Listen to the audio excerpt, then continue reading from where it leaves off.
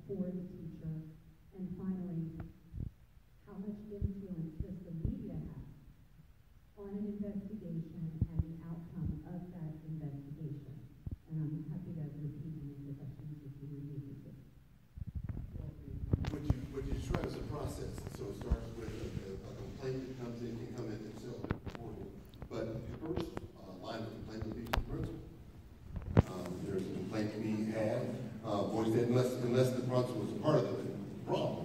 So again, depends on which branch of the tree you want to go. It goes to the principal, then from the principal, it can go to the regional superintendent. The regional superintendent pulls in other individuals around to perhaps an investigation is launched, etc.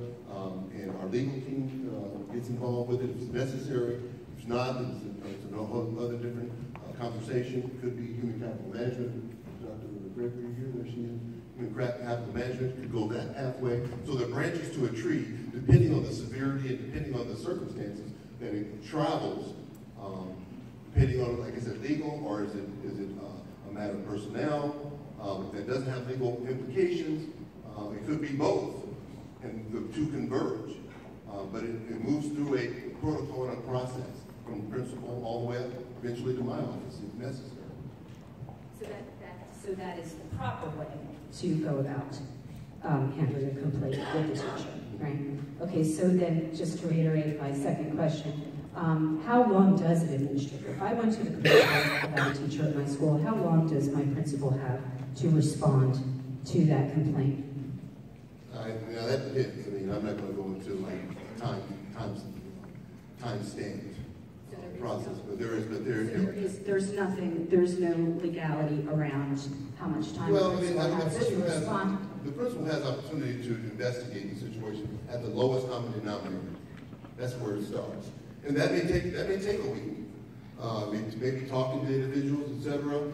And then if it rises to a certain level, then it goes to the regional superintendent, and that broadens the investigation and deepens the investigation. If legal gets involved, and that's, you know how lawyers are. And that's a whole other challenge. And so it takes on its own life.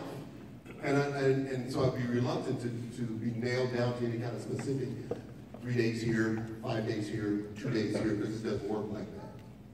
So if a parent decides to leapfrog over a principal of a school and go directly to the media and then to you as the superintendent, what happens then?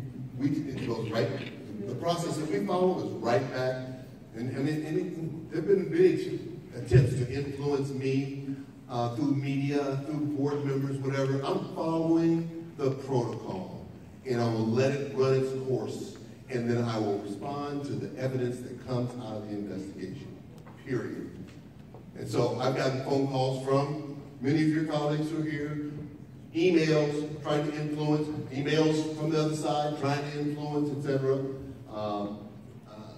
Part of my role is to be undaunted by that and to let the process run its course.